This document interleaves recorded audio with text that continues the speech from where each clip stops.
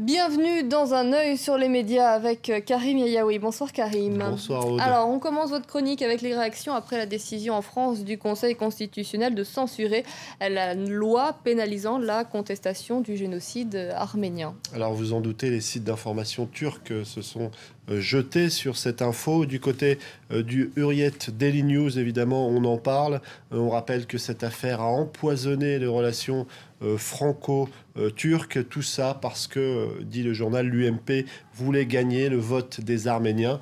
Le journal Today Zaman en parle aussi, cette fois-ci de façon un petit peu moins abrupte. Il ne parle pas de la cuisine politique française, mais il explique simplement qu'après cette décision du Conseil constitutionnel, eh bien, le ministre des Affaires étrangères, Davutoglu, pourrait bien rassembler tout le monde pour réfléchir aux moyens de relancer les relations économiques, politiques, militaires aussi avec la France. Et puis, évidemment, du côté des Arméniens et de l'agence de presse arménienne, on préfère se tourner vers cette information selon laquelle Nicolas Sarkozy a demandé très rapidement au gouvernement de préparer un nouveau texte. Évidemment, la question, c'est est-ce qu'il aura le temps? Eh bien, pour Guillaume Tussaud, professeur de droit public, eh bien, ça sera très difficile, voire impossible pour le président de faire voter une loi avant la fin de la session parlementaire. C'est le 6 mars prochain. En tout cas, aux yeux de l'opinion arménienne, Nicolas Sarkozy aura fait le maximum. Et pour certains commentateurs politiques, c'est peut-être ça le plus important.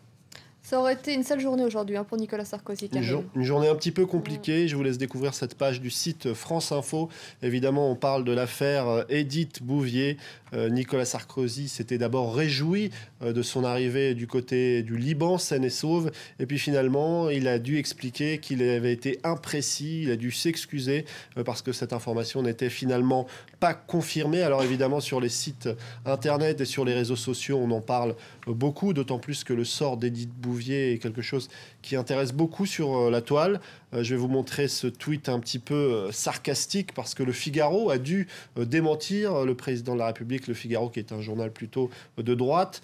Ce tweet, quelqu'un se souvient-il d'une autre fois où Le Figaro avait dû démentir Sarkozy? Avec une pointe d'ironie, il ajoute que c'est historique. Sur ce tweet, on accuse un petit peu le président d'avoir voulu aller trop vite, de profiter un petit peu de cette bonne nouvelle au niveau médiatique et politique.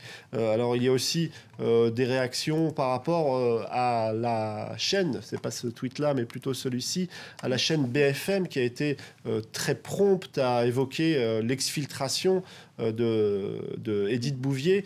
Nathalie Maroun, qui travaille dans un centre de recherche stratégique, souligne aussi qu'elle était étonnée de voir un journaliste de BFM expliquer comment les autres allaient être exfiltrés avec Édith Bouvier. Elle souligne que tout ceci n'est peut-être pas très prudent et on ne réfléchit pas forcément assez à la sécurité de ceux qui sont en Syrie. Il faut dire que cette affaire s'inscrit dans un contexte de grande tension. De grandes tensions et de grandes confusions. Il y avait énormément de tweets cet après-midi qui commençaient par « selon mes sources ». Beaucoup de journalistes essayaient de donner l'information. Beaucoup de journalistes avaient parfois des sources au sein de l'opposition syrienne. Une opposition syrienne qui parfois voulait faire entendre sa voix. Alors évidemment, c'était difficile de s'y retrouver au milieu de toutes ces informations. C'est finalement peut-être plus cette confusion qui a amené à croire qu'Édith Bouvier était déjà arrivée en Syrie. Mais plus étonnant tout de même, c'est de voir le chef de l'État l'annoncer aussi promptement. On en revient à la campagne présidentielle en France. Deux journalistes français évidemment, ont choisi un moyen original et sportif pour couvrir l'événement. Alors ces deux journalistes, on va découvrir quelques images. C'est Raphaël Kraft et Alexis Montchauvet.